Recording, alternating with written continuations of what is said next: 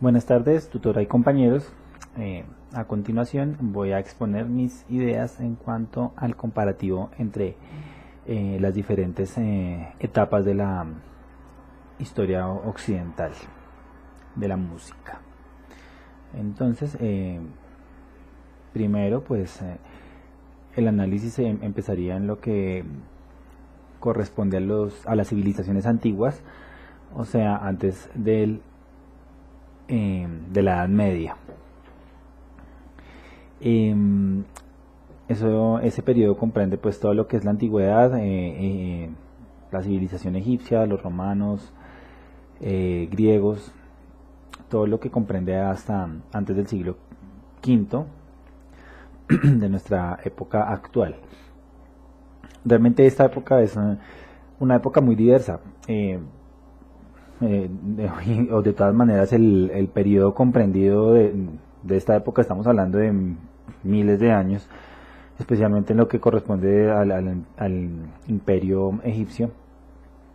Pues obviamente esta civilización, al igual que por ejemplo los romanos, que pues tuvieron un auge durante mucho tiempo, durante varios siglos, ellos desarrollaban bastante su cultura, su civilización, y por ende su música pues como expresión cultural.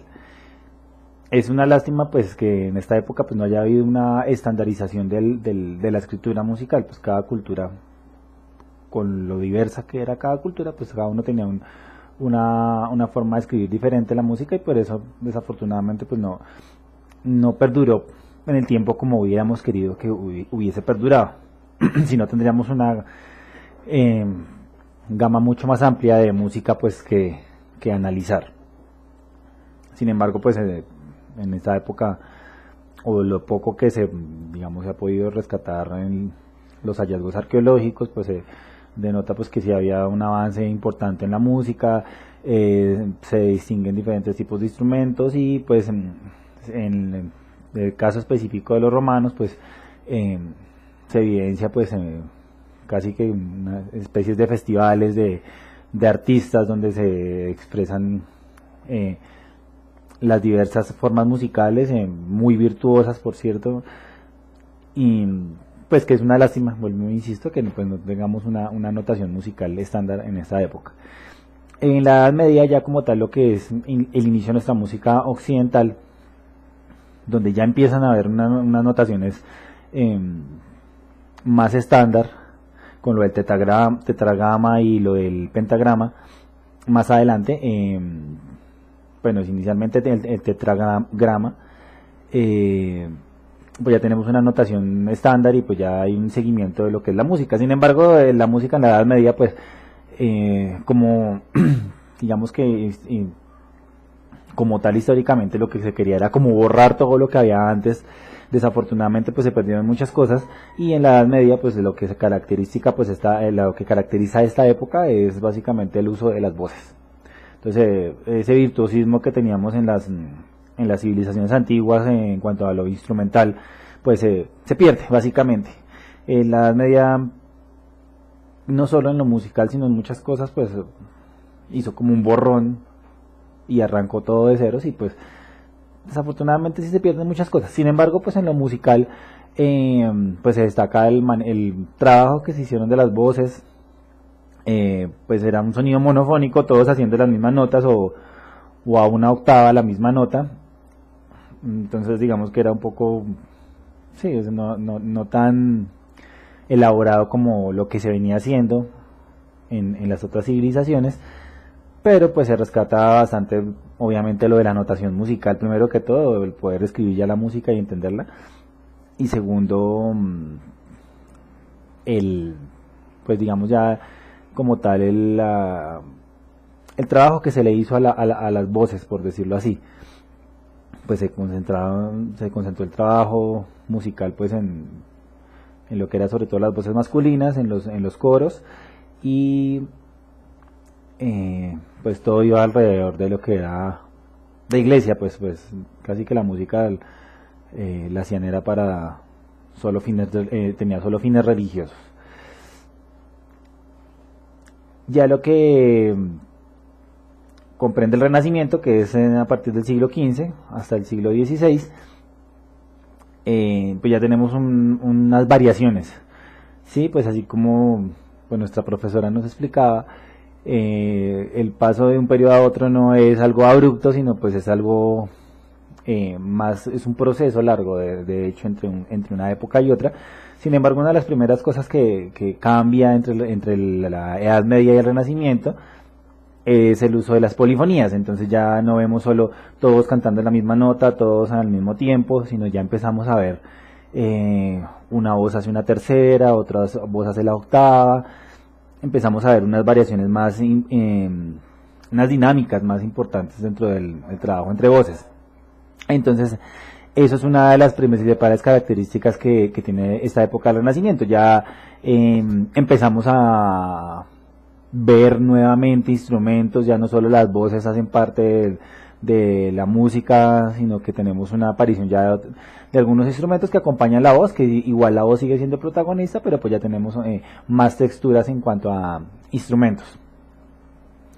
Esa es una de las principales ya diferencias que hay con la Edad Media.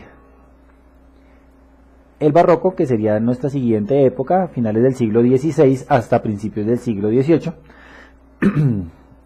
tenemos una liberación ya como tal de la música, de su eje, que el eje de la música hasta ese momento era la iglesia. Entonces ya vemos que la aristocracia, que pues ya son esta clase social que ya empieza a tomar fuerza, porque es gente que pues no es de familia real, pero pues tiene dinero, tiene poder. Empiezan ellos también a influenciar en lo que es el desarrollo de la música, y empiezan ellos a patrocinar, por decirlo así, a los músicos de esta época. Entonces ya empezamos a ver no solo gente cantando para iglesias, para monasterios y haciendo corales sobre los salmos o cosas así de la Biblia, sino pues ya empezamos a ver una diversidad más amplia, no solo musical, sino también en las temáticas de las obras. Ya aparte de las polifonías que se venían manejando en el Renacimiento, pues ya vemos otras características importantes como el contrapunto, las homofonías, que pues sobre todo Johann Sebastian Bach es digamos uno de los incursores en cuanto al contrapunto y las homofonías. Hay una exploración un poco más profunda sobre la tonalidad. Pues antes de esto pues se manejaban eran los modos gregorianos sobre todo, pero pues ya que empezamos a detectar como que la música empieza a buscar un centro tonal, como que estamos alrededor o la música está alrededor de un tono, de un eje, de una nota específica, y sobre la cual se gira a su alrededor, se viene, pero siempre tenemos como un punto de inicio y un punto de fin sobre una tonalidad específica. Eso, digamos que también sería una de las principales características del barroco. Ya como tal el clasicismo, si bien es cierto, bueno, el clasicismo que arranca a mediados del siglo XVIII hasta inicios del siglo XIX, son más o menos como 50, 60 años de la época del clasicismo, vemos un desarrollo más amplio de ese centro tonal, ¿sí? Pero entonces ya no vemos tantos ornamentos, tantos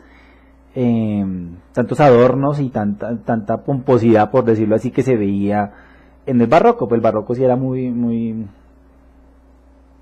como que exageraba un poco de pronto en esas ornamentaciones. El clasicismo es un poco más centrado, más formal, por decirlo así también. Las obras son clasificadas y cada una tiene como una estructura propia, más o menos se sabe cómo es cómo inicia, cómo se desarrolla y cómo termina, es como una historia, básicamente. Las obras se van desarrollando de esa manera. También lo que digo, siempre tienen también su centro tonal, y empiezan a aparecer ya como tal muchos más instrumentos. Se empieza como a evolucionar ese concepto de orquesta. Ya no solo vemos a cantantes siendo los protagonistas, sino también vemos una orquesta atrás de ellos. Incluso llega a ser más protagonista esa parte instrumental que las mismas voces, a veces las voces desaparecen y tenemos solo la parte instrumental, y esta parte instrumental también cambia un poco su enfoque en cuanto a su sonoridad. La sonoridad es mucho más, por decirlo así, como sentimientos más alegres, más armoniosos. Se da como ese giro porque pues la música en el barroco era un poco más tensa, más oscura, por decirlo así. Entonces esa sería como una de las principales características del clasicismo, ya esa sonoridad más alegre, por decirlo así, más sencilla, más entendible. Una de las cosas que cuando analizaba los autores clásicos era eso, que realmente cada nota se sentía, ¿sí? Era fácil como identificarlos, no eran, si bien las obras son bastante complejas al mismo tiempo, son bastante entendibles para el oído, por decirlo de alguna manera. Ya el romanticismo, que sería lo que continuaría después del clasicismo, ya inicios del siglo XIX, del siglo XIX, 1800, de los años 1800 en adelante, hasta finales del siglo XIX, tenemos ya el romanticismo, hay como un giro, ¿sí? Precisamente en el clasicismo tenemos como una formalidad, con mucha formalidad en cuanto al centro tonal, en cuanto a la estructura de las obras. El romanticismo ya pierde un poco como esa formalidad y se centra más en los sentimientos. De hecho, por ejemplo, al escuchar a Beethoven, no sé, él logra, o a Chopin, ellos logran removerle a uno muchas cosas dentro. Sí, que eso era también una de las explicaciones que yo daba en los cuadros de análisis, porque ya tocan otro tipo de sentimientos, no es simplemente no son obras armoniosas y alegres, sino realmente ellos pretenden como dar como a conocer más facetas del ser humano. Nosotros como humanos no somos solo alegría y risas, sino tenemos muchos sentimientos, muchos conflictos internos, muchas angustias existenciales, y el romanticismo, esa etapa romanticista, eso es lo que quiere resaltar, precisamente esas otras emociones que hacen parte del ser humano. Lo bonito de las obras del romanticismo, es uno de mis periodos favoritos, realmente ya en este curso, pues que ya indagamos más en estas músicas, me gustó bastante porque sí, precisamente por esa diversidad de las obras, son muy únicas, no tienen como esa estructura tan formal del clasicismo, sino simplemente como que los compositores iban dejándose llevar y terminaban haciendo unas obras con una impronta propia, ¿sí? Entonces, pensaría que es una de las principales cosas del romanticismo. Aparte, pues también el protagonismo que tenemos del piano. Ya el piano como tal en muchas de las obras es el único instrumento y realmente no necesita más. Eran pianistas muy virtuosos y el solo piano lograba como acaparar toda la atención, digamos, de nuestros oídos y llenaba todo vacío. Realmente es muy, muy bonita esta época. Pensaría que es una de las mejores que tenemos en cuanto a música occidental. Ya en lo que es el siglo XX, la música contemporánea, pues como todas las etapas, se quiere romper con lo que se ha hecho antes, o se quiere cambiar lo que se ha hecho antes. Entonces, como teníamos todavía un poco marcado, o bastante marcado, lo del centro tonal, la música contemporánea a comienzos del siglo XX lo que se quiere es hacer todo lo contrario, que no haya un centro tonal, que no haya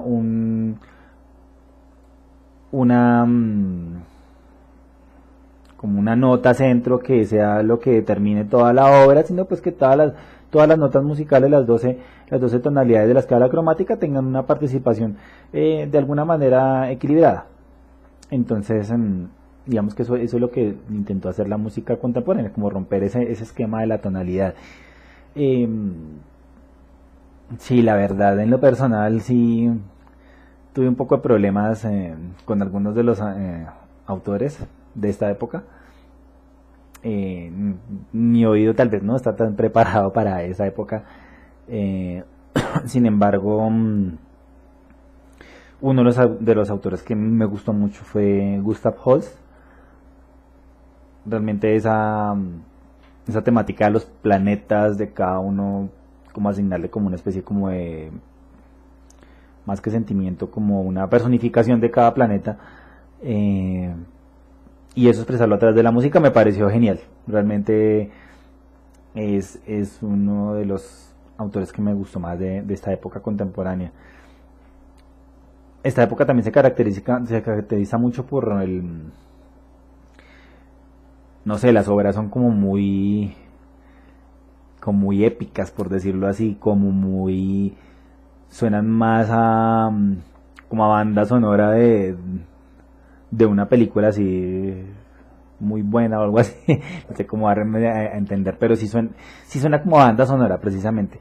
Eh, entonces, hay bastante que rescatar esta música contemporánea. De hecho, es muy poco lo que digamos se ve en este curso de historia de la música, pues obviamente por eso hay una asignatura aparte para solo la música del siglo XX, porque hay bastantes variaciones en este siglo XX y ya lo que llamamos del XXI